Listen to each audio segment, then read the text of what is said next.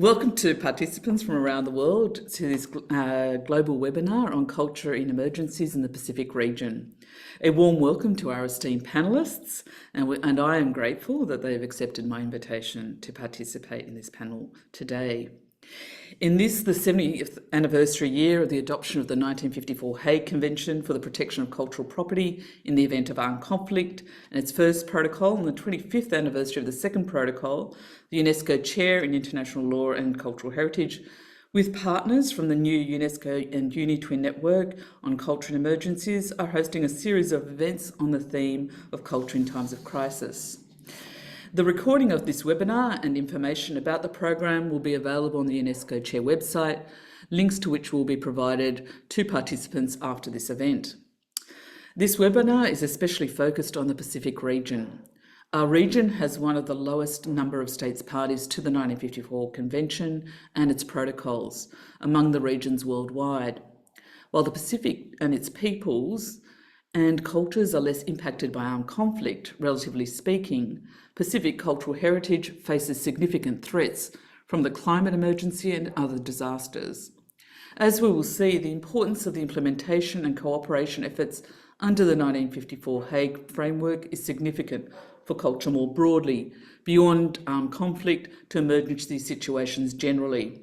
And as we enter the final decade of the SDGs, the international community is renewing its focus on the role of culture and cultural heritage in times of emergencies. This was made clear in the final declaration of the UNESCO World Conference on Cultural Policies and Sustainable Development, known as Cult 2022, and the global report on global policies being finalised for the next Cult meeting in Barcelona next year. It will also be of significance as we end the first decade of the Sendai framework for disaster risk reduction. For these and many other reasons, the ratification and effective implementation of the obligations under the 1954 Hague Convention and its protocols are important for the Pacific region, as it is for other regions. Drawing on their work and contributions over decades, our three panellists will provide important insights on the relevance of this convention and its protocols to the peoples and cultures of the Pacific region in times of emergencies. Panellists will be presenting for 10 minutes each. This will enable a period of Q&A at the end of the final panellist presentation.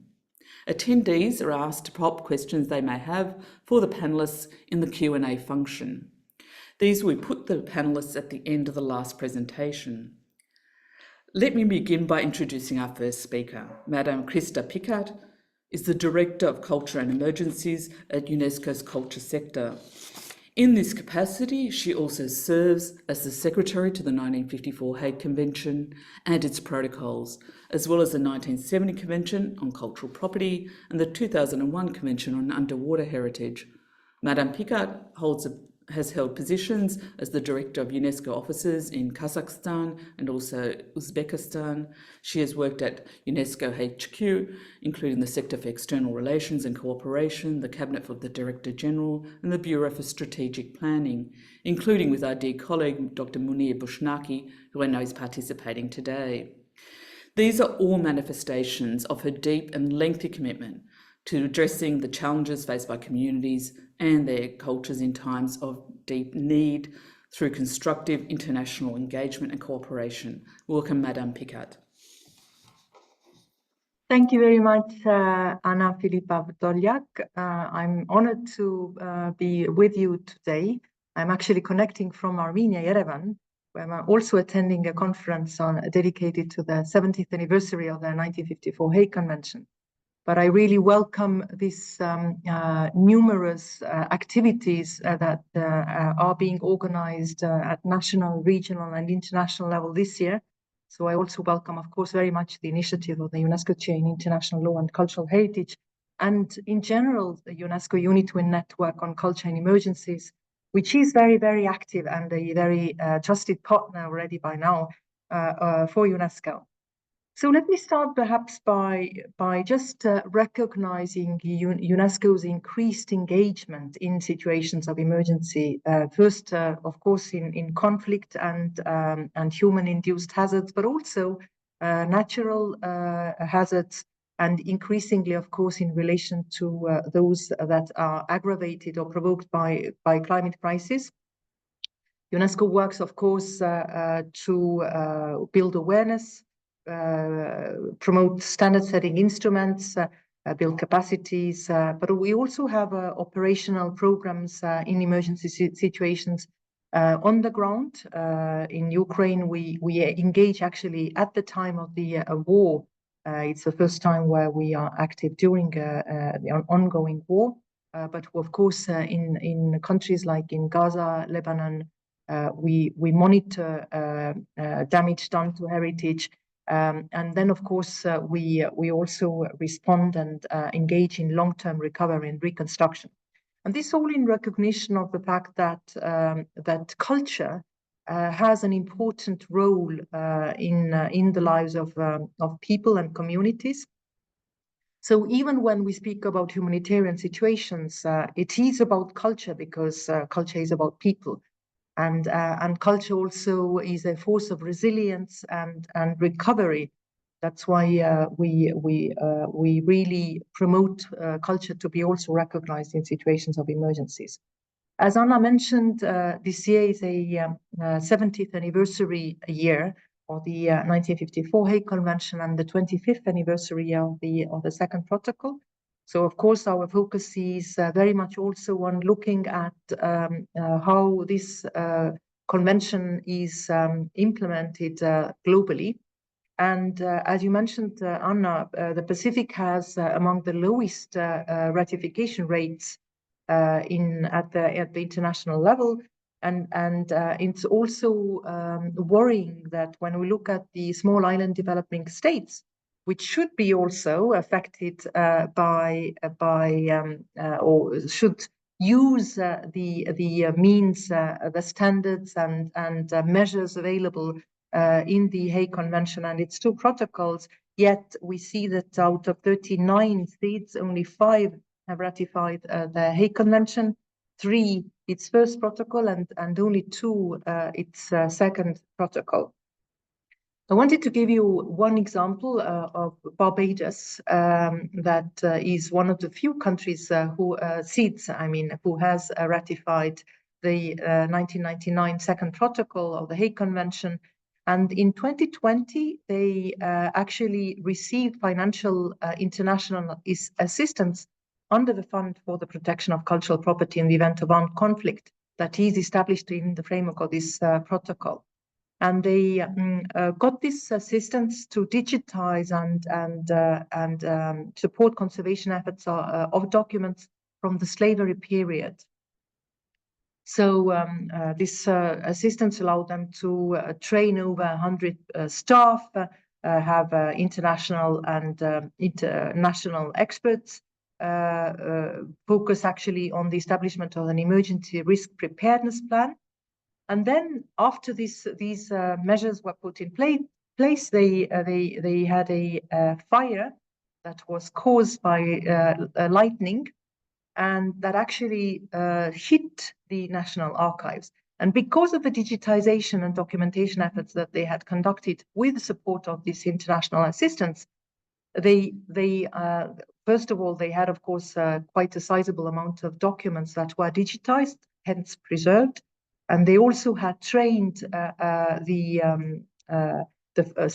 fire safety department staff who could then come to the rescue of the archives. And I'm sure that it contributed to also, making sure that the fire didn't have as a dramatic impact on the archives. So just one example to show that these preparedness measures, of course, when we think about the Hague Convention, we think of armed conflicts, as its name says, but these preparedness measures are actually relevant also in other situations of emergencies. Hence the importance to take this convention seriously. Few words about perhaps the specificities in the Pacific region, which of course also has still some impact of the Second World War, and I'm here referring to the potentially polluting wrecks that are a concern, in terms of marine pollution, looting, but also threats to biodiversity because of the fact that Now, 70 years later, the corrosion starts having an impact on these wrecks that lie in the bed of the oceans, and of course they start also releasing these toxic elements. So there's definitely they need attention. We conducted, with support from our Heritage Emergency Fund, a study on the underwater cultural heritage of the Pacific region. And this also very much flagged the need for the Pacific to have a focus and attention to disaster risk management, including the unexploded ordnance clearance. Another challenge, of course, is related to the sea level rises and coastal erosion. Many of these heritage sites in the Pacific are situated along the coastlines. And then, of course, when we speak about rising sea levels, we also have to speak about displacement or relocation of communities. And when we speak about dislocation of communities, it's also, there is a threat to the loss of traditional knowledge and cultural practices that are tied to specific locations. Also the, very often these traditions are related to specific environments, fishing traditions, farming, etc. So whenever we speak about the loss, the displacement, it's also about the, sorry, I see that I'm getting into a shade. So I'm trying to make sure that I'm still visible. And then, of course, extreme weather events also may have an impact and direct damage of the sites and heritage. So that's why it's important that the Pacific region make sure that they have the risk preparedness plans, that also culture is integrated in the general disaster preparedness plans, which is not very often the case. And one of the concerns, with the climate change is also fires. Do we have fire preparedness plans? UNESCO has now will be launching a new fire manual. The launch event will be organized in Chile, in Latin America. Of course, this manual will be available for all countries around the globe. So we also look forward to working you with that. We have supported between 2018 and 2024 5 emergency operations for Tonga, Vanuatu, and Fiji in light of the disasters affecting these countries, including urgent repairs, satellite monitoring and documentation, but also post-disaster needs assessment. So what I want to also emphasize is the need to look holistically at the culture sector. UNESCO's 6 culture-related conventions provide a very solid normative framework for that. Anna, you mentioned these conventions that are within the emergency entity of culture sector in UNESCO, which is then, of course, the Hague Convention, but also the illicit trafficking and underwater cultural heritage conventions, which are perhaps more directly related to emergency situations. But actually, all of UNESCO's culture conventions also had this preparedness dimension, climate change related issues. We have the World Heritage Committee that has just adopted an updated policy document for World Heritage. And now our colleagues are working on policy guidance for member states on culture, DRR, and climate change. Also the 2003 Living Heritage or Intangible Cultural Heritage Convention has tools available related to climate change. Because of course, in these contexts, the indigenous knowledge also plays an important role in addition to the traditions I already mentioned. And of course, at the operational level, UNESCO stays very much committed to provide the necessary support, engage in regional responses, but also at the national levels, providing technical expertise. So please do not hesitate to reach out to the UNESCO offices in your countries, but also to our colleagues at the headquarters. And perhaps I'll stop here, Anna, so that I will then allow also for people to come in with questions afterwards. Thank you so much for your attention. Thank you, Madame Pica, and dead on time, so we're very, very grateful. And welcome to Dr. Meratuai Ratatuna Buabua. Dr. Ratatuna Buabua's career is a series of firsts in the field of cultural protection in the Asia-Pacific region. She's chair of the Blue Shield Pacifica, an interim president and acting Secretary General for the Pacific Islands Museums Association. She was, until her retirement in 2017, the Deputy Director at the Ministry of Culture and Heritage and Arts in Fiji. She has chaired the Intergovernmental Pacific Regional Cultural Strategy for the Council of Pacific Arts and Culture. She is also currently on the task force for Fiji's first National Art Gallery. Reflective of the breadth of her experience and contribution to this field, she was the inaugural manager of the Pacific Heritage Hub for World Heritage, established by UNESCO. She is a board member of the International Information and Networking Centre for Intangible Cultural Heritage in the Asia-Pacific region and the International Research Centre for Intangible Cultural Heritage in the Asia-Pacific region. Since their inception, they are both Category 2 centres at UNESCO and both located in Japan. Meratuai, thank you for accepting my invitation and welcome. Thank you, and thank you for inviting me, and thank you for the focus on the Pacific. We really appreciate it. So, as you know, that the Pacific takes up about a third of the world, and as was mentioned by Madam Krista, we have our small island developing states, but some of us like to be called the large ocean states. It depends, which side you look at. So I say we collectively, as UNESCO has its member states, its 16 member states, we also have collectively 22 states that come under the Pacific Community, that's SPC. So just to give some background there, we have languages. We are very diverse in our languages, with Papua New Guinea being one of the largest indigenous states with the over 800 and something, 835 languages, and some are in danger of disappearing. So language is an issue, and I just like to correct you a bit, Anna, that I was involved in the inception of the ICHCAP, that's the Korean Cultural Center, that's a Category 2, and also with the Japanese Research Center, that's also a Category 2, but in different countries. And I've just recently, last week, come back from Korea, from ICHCAP, where they had a conference on migration and communities and disaster risk and what's happening in the Pacific.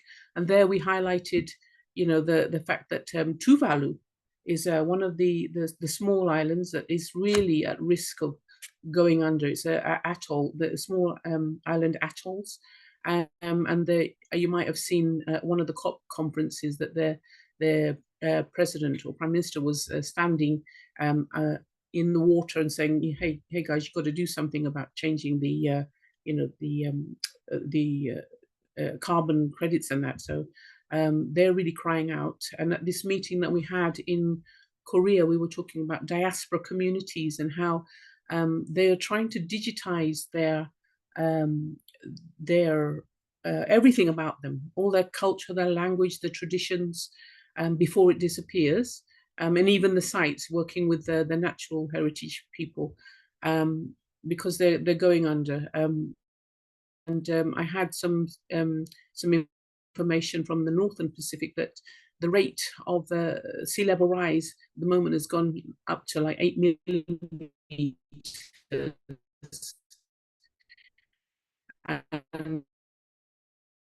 And some of our states will not survive. So we have to be mindful of that and to be prepared. And as Madam Krista was saying, one way is to document and record digitally when we have our cyclones, the power going off.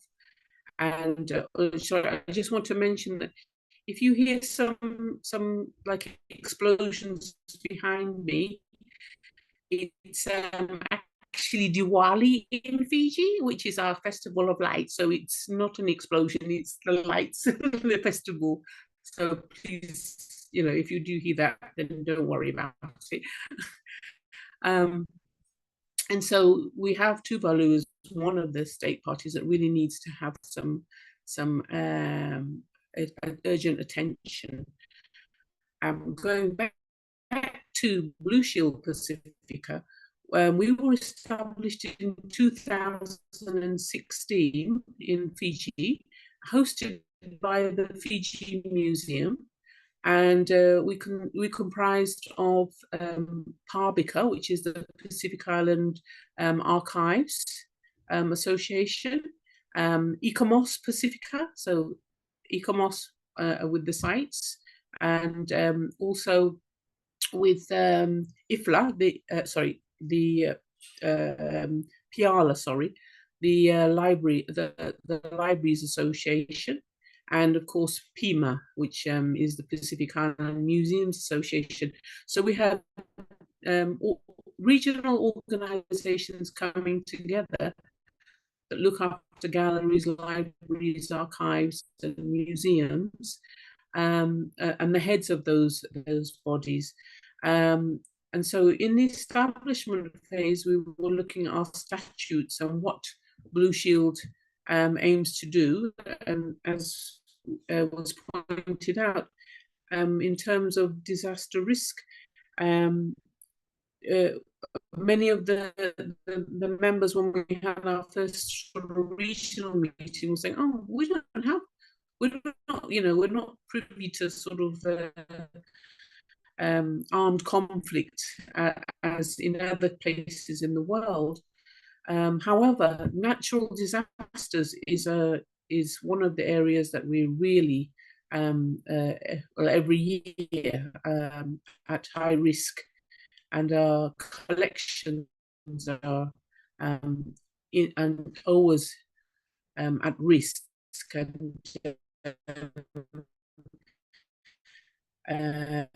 As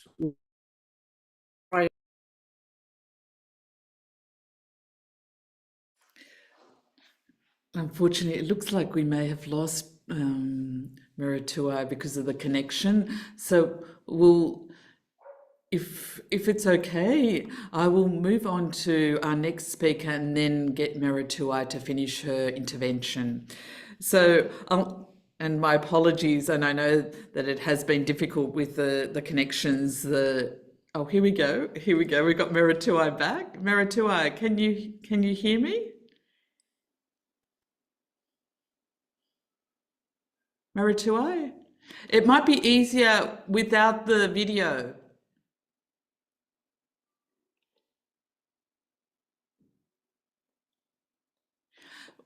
Maratua, what I will do is... Yes, I can hear you. Yes, I can hear you. Maybe without the video because of Okay, I'll turn the video off. Yeah, it might be easier. Right, can you still hear me? Yes, absolutely. Much.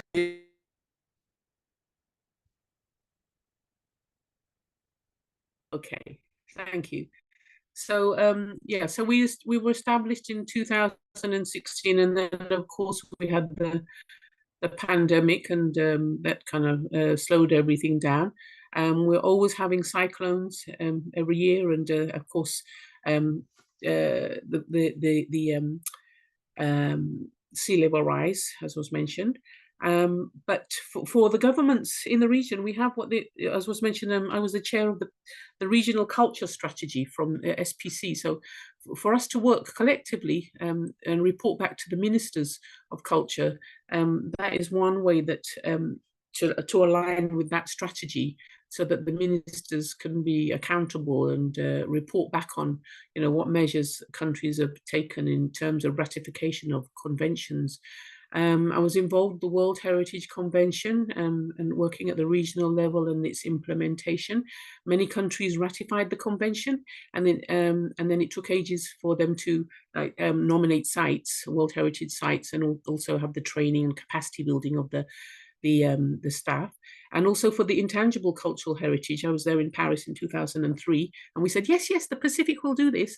But on the ground, it wasn't until 2007 that we sort of had regional meetings, and the same concern was, why aren't countries ratifying these conventions? And it's really for awareness raising on what the conventions are about and what the priorities are. And as I was mentioning, the Pacific was saying that it's mainly natural disasters that is the first priority over armed conflict. Had workshops with the military and the armed forces in Fiji for awareness raising, and they have their manuals from the UN when they're going out for fire. In times of war, for when they've been going to Iraq and the Middle East.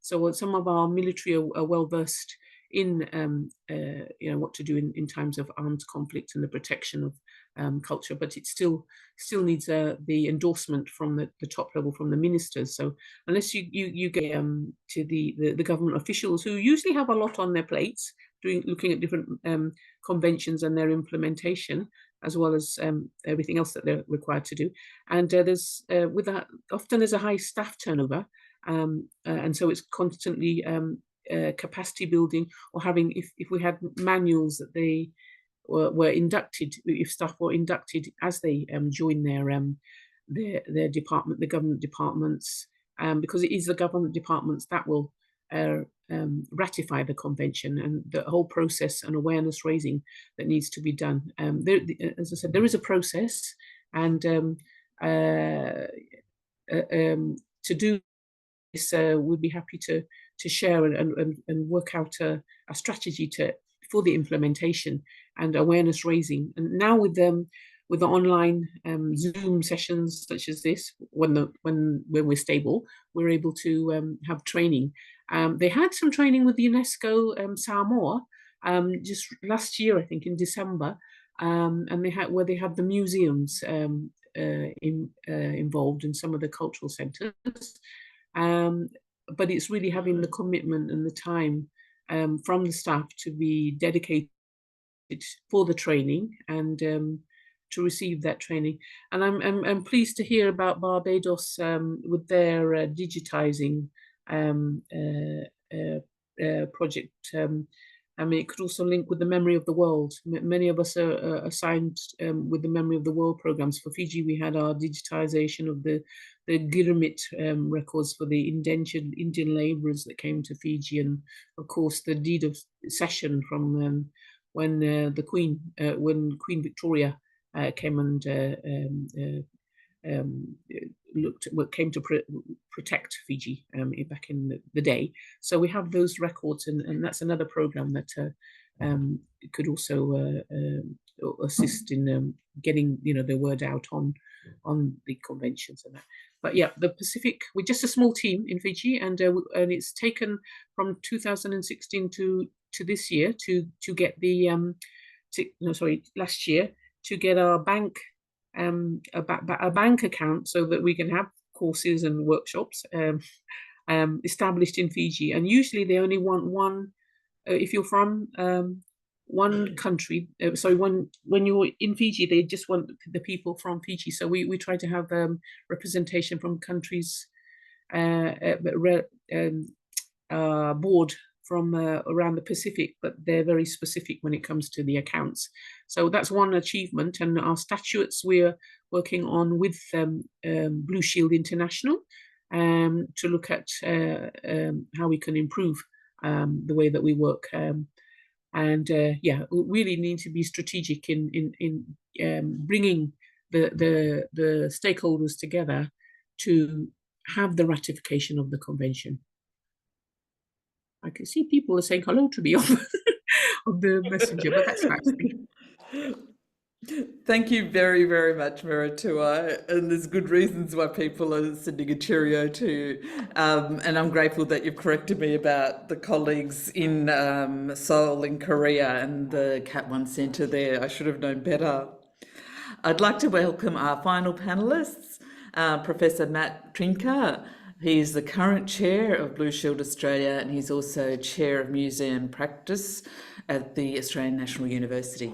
Professor Trinka is the immediate past director of the National Museum of Australia, where he was director from 2014 to 2024. And he has held senior positions at that institution in the decade prior. Professor Trinka sits on numerous boards and advisory bodies in the arts and culture sector, including as Commissioner for, and this is a role I'd like to have, for Culture and Olympic Heritage for the International Olympic Committee, and he's Honorary Fellow of the Australian Academy of the Humanities, and he's also a member of the Order of Australia for his services to the museum sector. Professor Trinka, thank you for accepting this invitation to take part in this panel today. The floor is yours. Thanks so much, Anna, and thank you for the invitation to join with these colleagues, with Krista and Meritui, to discuss issues really that emerge out of this moment marking the 70th anniversary of the Hague Convention and the 25th anniversary of that second protocol from 1999. Can I begin, as I always do whenever we're in Australia, by acknowledging that I'm on the lands of the Ngunnawal, Ngambri, Ngunnawal peoples here in Canberra. And by extension, I'd also like to offer my respect to all First Nations people on this continent, and indeed to acknowledge all the peoples of the South Pacific living across that vast region of the world. You know, the Hague Convention, as we've already heard, is really largely focused on the protection of cultural heritage in the time of war. And sadly, as we know, looking around the world, there's a terribly pressing need for its provisions. And Krista spoke about some of the work that UNESCO and others are doing really in these conflict zones in Europe, the Middle East, West Asia in recent years. We've seen the loss of place-based and movable cultural heritage in these conflicts alongside the terrible loss of life that we've also seen in these places.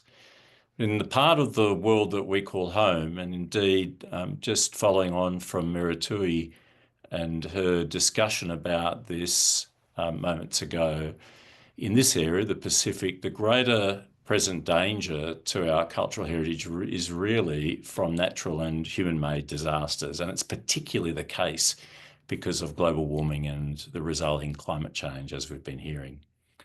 Now, I'm conscious of the responsibility here in Australia, which fringes obviously the Western Pacific rather.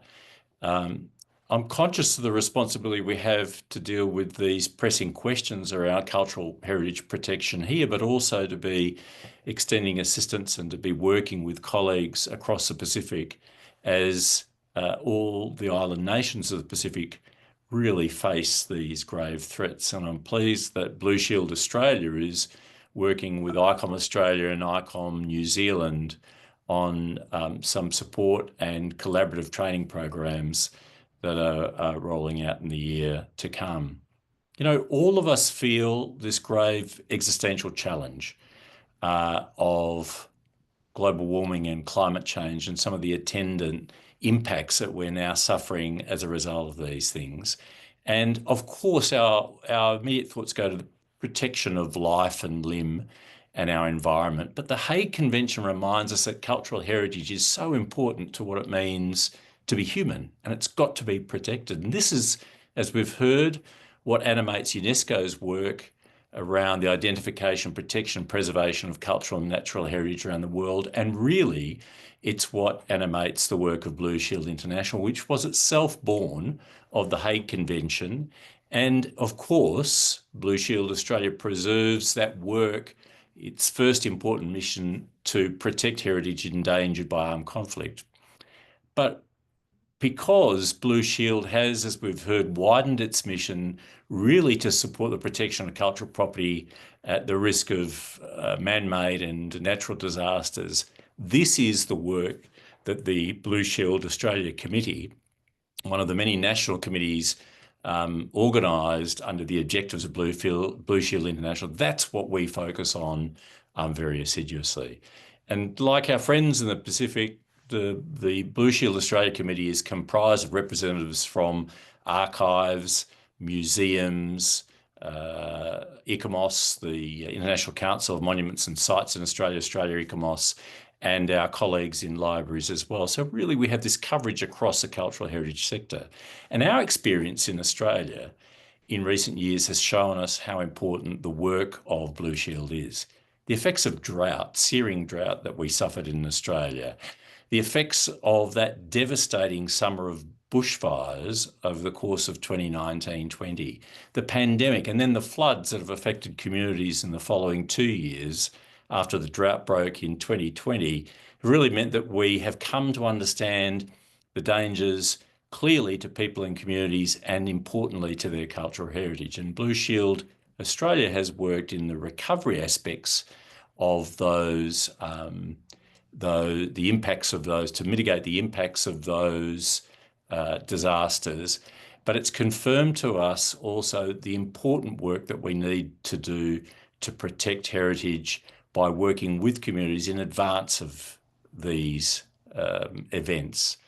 And when we think about how important it is to preserve cultural heritage as really an assertion of our humanness, of how much it works to counter forces of intolerance and to promote resilience in our communities, you can understand why all of us need to work assiduously in these most precarious moments to ensure that our cultural heritage is protected. And there's two key issues that we focus on in Australia's Blue Shield arm.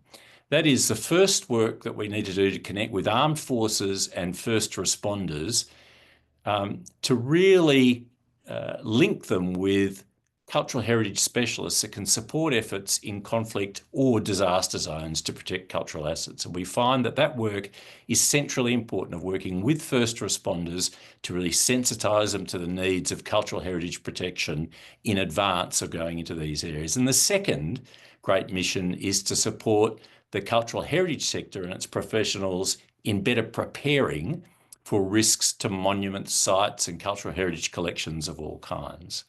And this is work that's informed by the kinds of legal instruments that we've heard about tonight from Krista and Anna and Miratui, by the work of UNESCO and also the UN Office of Disaster Risk Reduction. And importantly, we think the UN Sendai framework for disaster risk reduction is a great lever with us domestically in Australia in getting government to understand that, as well as preparing for disasters because of the risks to communities in terms of their property and their persons, it's important to work within Sendai to protect cultural heritage. And indeed, that Sendai framework, signed in 2015, a voluntary non-binding agreement, recognises that culture is an important dimension of what needs to be protected and considered in the preparation for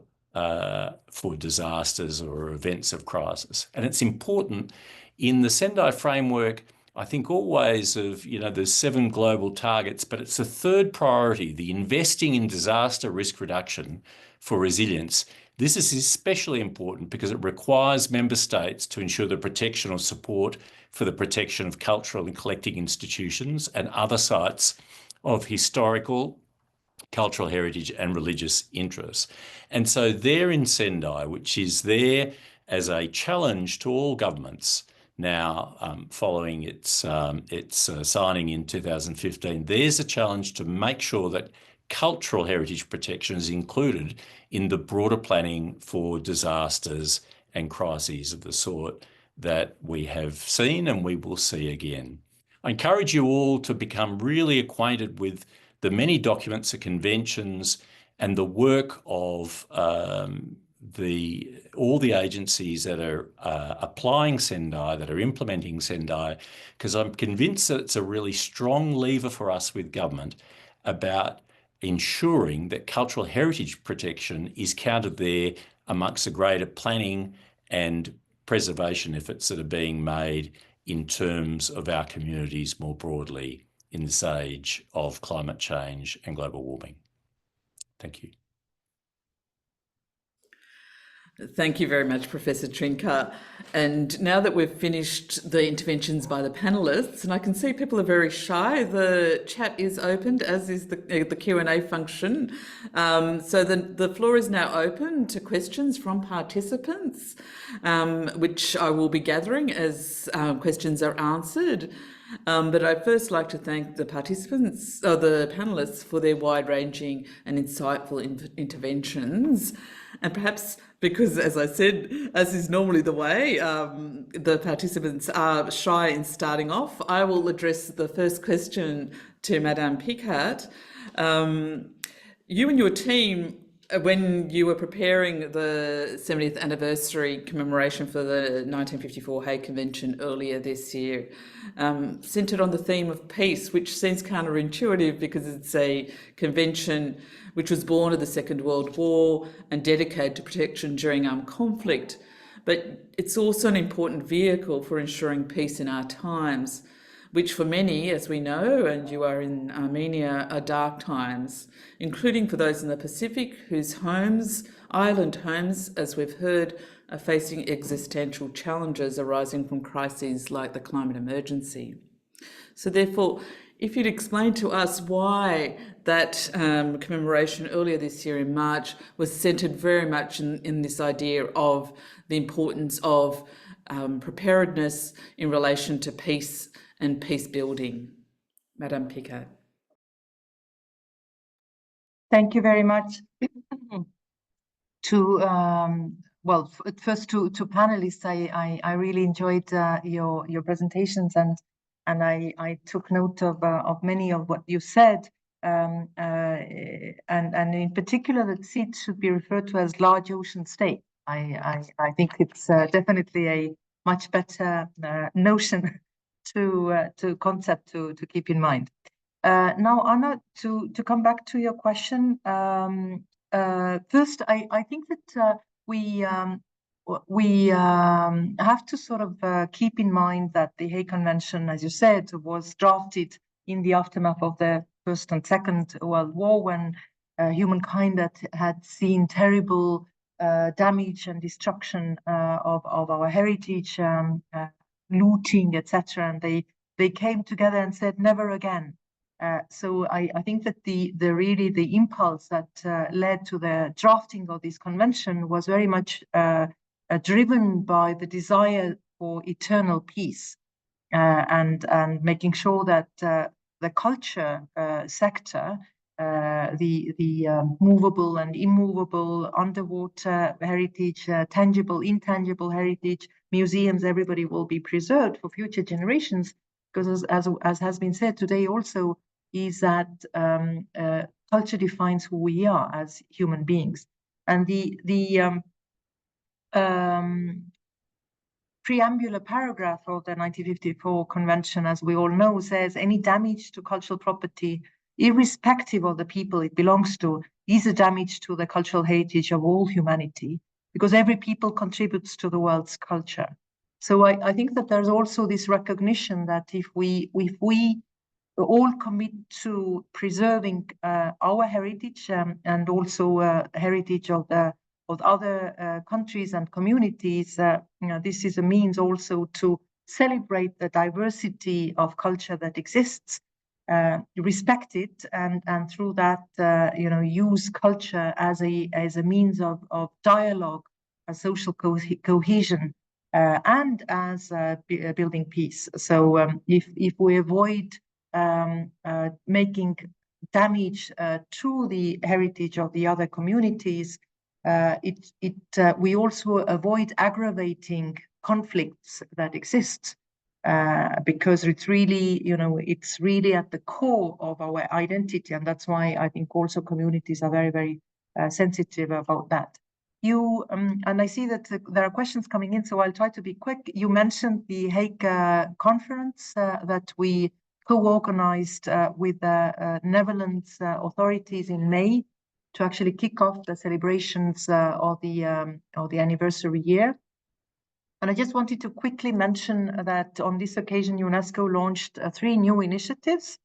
And the first very much resonates with what Matt was saying as a priority area, you know, to also look at how armed forces and first responders can be sensitized and trained, and so that they would have a knowledge about the specificities of culture, sector, and heritage in situations of emergencies, because they need to know, you know, how to handle these buildings, which are a little bit more than usual buildings. So we launched a civil-military alliance to actually forge these discussions and facilitate this networking, but also to focus on the training, specific training for the military that UNESCO has been already doing, but sort of step this up. Second initiative concerns trainings for judiciary, because we also realize that very often prosecutors and in general judiciary are not necessarily aware of the kinds of crimes that can be committed against culture.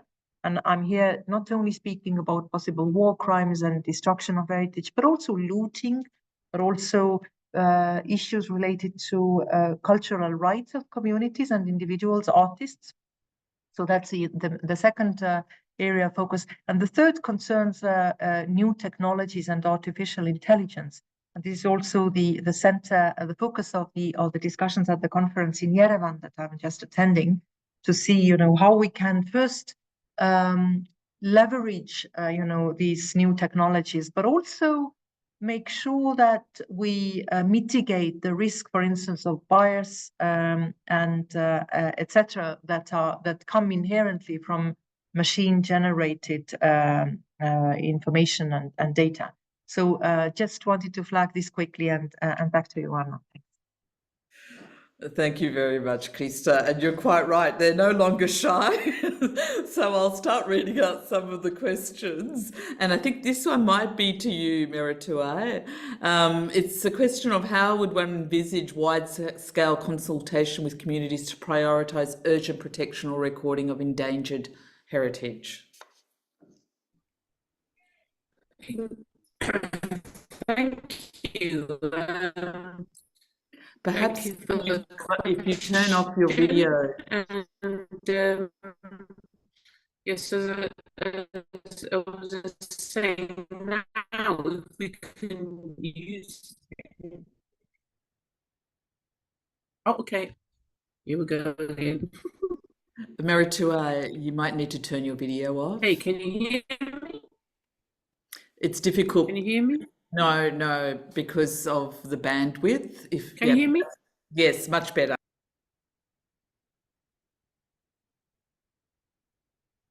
Yeah. Okay. It's off.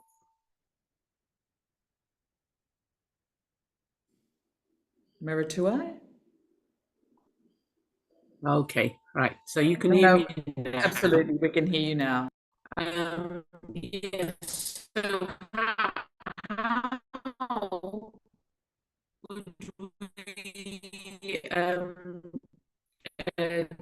take this training out to the communities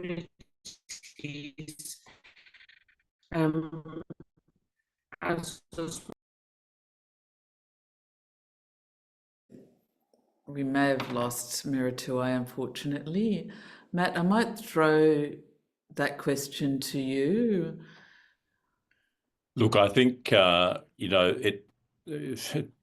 dare I say it, it's events like this where we try and really connect with a wide audience that might take the messages back that are coming from these sorts of sessions clearly, while volunteer organisations like Blue Shield and the small offices, obviously, that are related to UN agencies around the world do everything they can on this.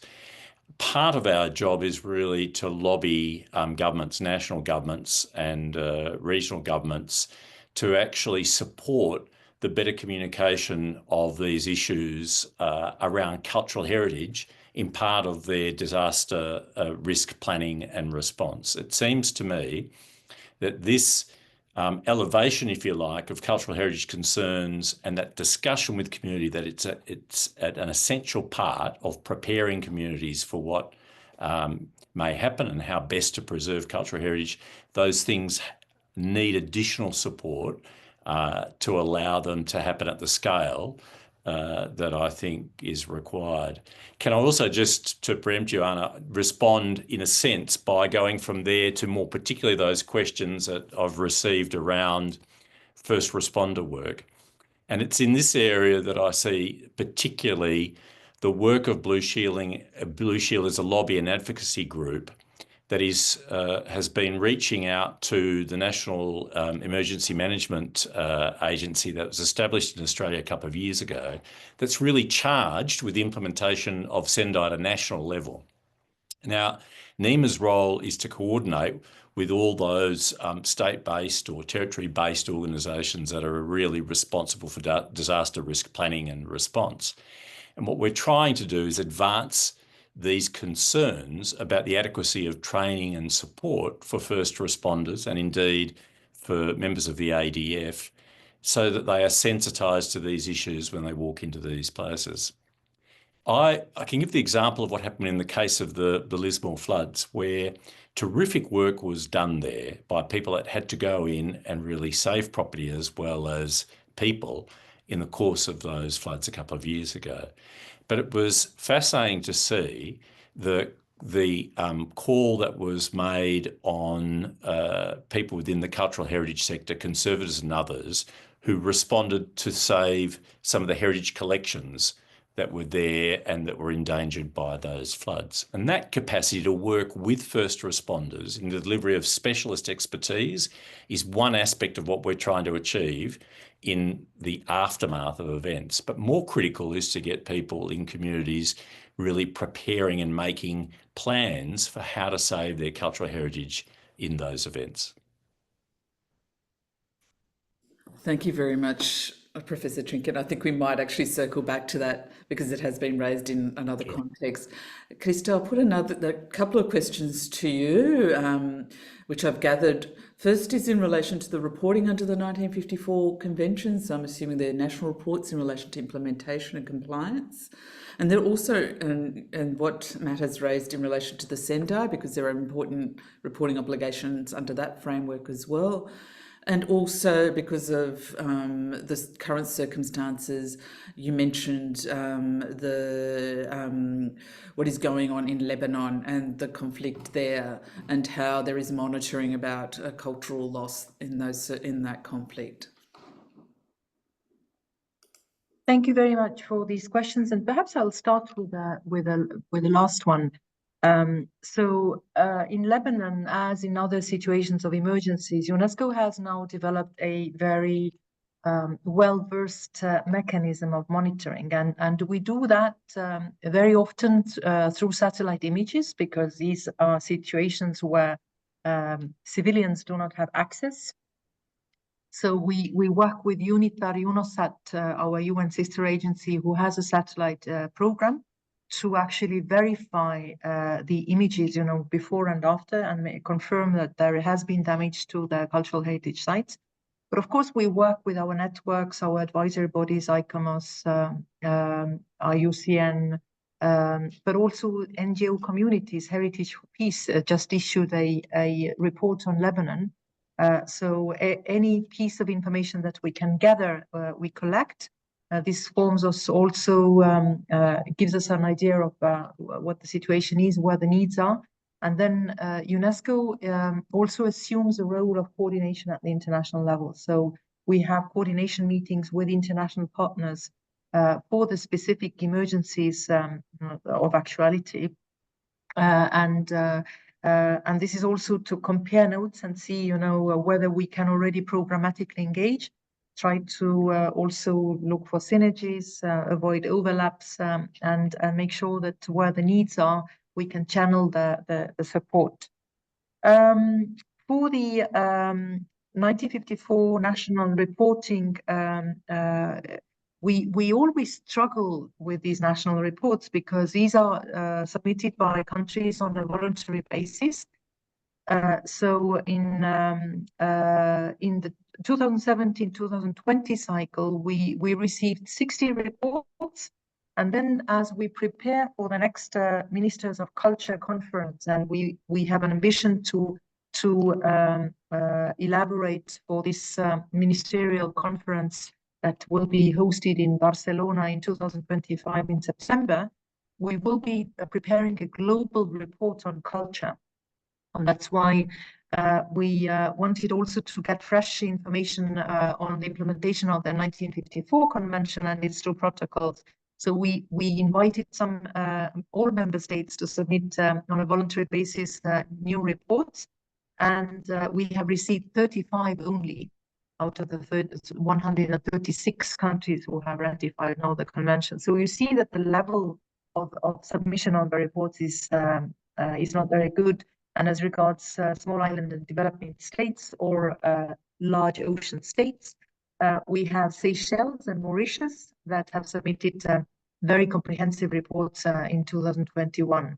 Yet we do, of course, acknowledge that this reporting also requires time and resources. And that's why we also are now in the process of trying to systematize and somehow bring coherence between the different reports that we invite countries to submit on the various UNESCO conventions, because we understand that there's quite a lot of overlap among these reports, and we want to facilitate that. So we are also in the process of doing that. I think that Matt already mentioned, the role that communities play in disaster risk response. Of course, it's important that we put communities at the center of heritage preservation, because they are the ones who actually define, especially of course when it comes to intangible cultural heritage and living heritage. What are the traditions and practices that they want to preserve, need to be preserved. So they have a very important role in identification and inventorying of heritage, but of course in also planning for eventualities of emergencies. And I also mentioned, I think earlier, the fact that UNESCO very much also draws on indigenous knowledge, because we know that our ancestors have for centuries been relying on this traditional knowledge, as regards tsunami early warning or how to sort of make sure that the communities, but also their heritage, is protected in the situations of emergencies. Thank you.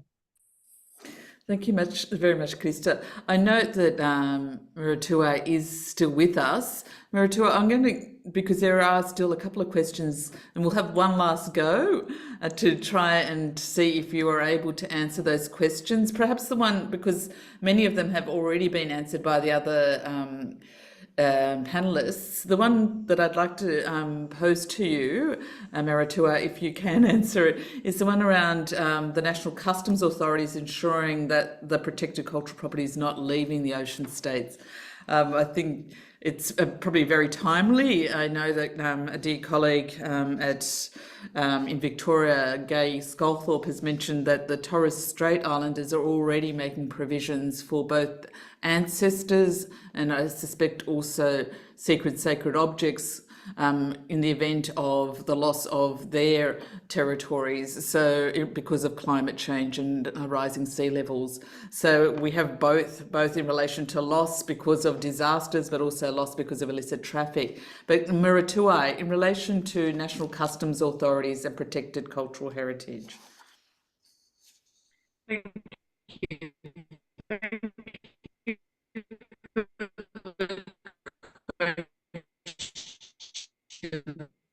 No.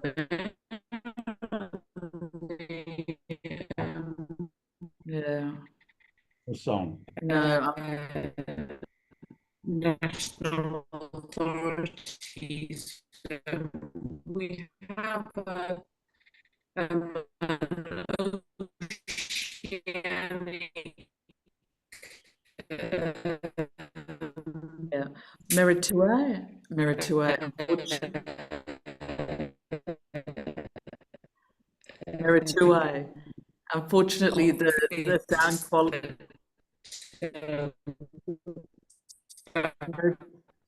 Meritua. Meritua. I don't think you can hear me. No, unfortunately. Would you be able to? I'm going to now close off the discussion. If you could type your response in the chat, that would be wonderful. I opened the mic up for the dear colleague that I mentioned in my introductory comments, Dr. Munir Bushnaki, who was previously the Director of Culture at UNESCO, ADG Culture, because there was a question, Dr. Bushnaki, in relation to the ICROM endeavours in relation to first aid, and we know that they've done a lot of work in relation to preparedness. And so, very briefly, because I know we're on the hour now, if you could give a endorsement in relation to, and the mic is yours, Dr. Bushnaki, in relation to the work of ICROM in relation to first aid preparedness in this field. No, he may have left us. Okay, so I will. Yes. Oh, yes, please. Yes. Thank you very much for this very, very interesting presentation. I like the three panelists that gave us a lot of very, very important update on this very important convention. About ICROM, when I was in charge of ICROM, I launched a program which is now going very well under the leadership of the Director General of ICROM, and also with an expert specialist, Apana Tandon, Mrs. Apana Tandon. We have created this program, which is urgent emergency for protection and preservation of cultural heritage at the moment where there was the earthquake in Haiti in 2011, and also the beginning of what was called the Arab Spring, where many countries have seen destruction of cultural heritage, you know, like Tunisia, Egypt, Syria, Iraq, and so on. So now this program is going very well. It is done, as my colleague and friend Krista said, in cooperation with UNESCO, and we are having now a large number of trainees, particularly in the Middle East, where unfortunately the situation of the protection of the cultural heritage, not to speak about the human and the civilians which are under attack, unfortunately, I think that now there is a high level of awareness about the action of the Blue Shield, as it was also underlined by Professor Matt Trinka Talalin.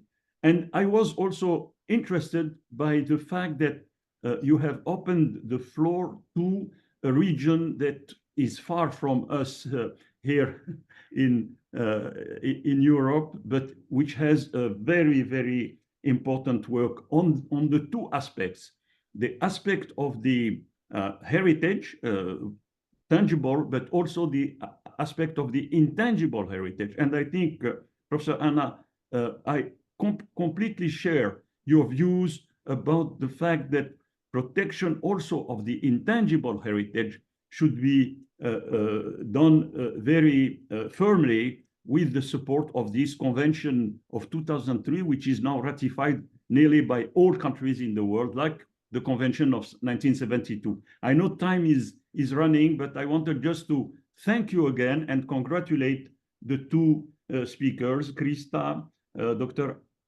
Adi, and Professor Trinka. Thank you, Dr. Bushnaki, and thank you to all three panelists, Madame Picard, Dr. Ratatuna Buabua, and Professor Trinka, for this timely and broad-ranging discussion of all our themes today. In this anniversary year of the 1954 Hague Convention and its protocols, the significance of international cooperation in addressing culture and cultural heritage in emergencies, whether during armed conflict or during disasters, including the impact of the climate crisis, is especially urgent for the peoples of the Pacific region, including within the Australian context, we know, as Professor Trinka mentioned, in relation to which First Nations communities are especially affected. The impact of these issues has been made clear by our discussions tonight or today and throughout the webinar series, which is also focused on sustainability. The link to this video will be provided to all attendees in coming days. Thank you all for joining us. Thank you very much. And have a nice day. Thank you. Bye-bye. Thank you all. Bye-bye. Thank you. Bye-bye.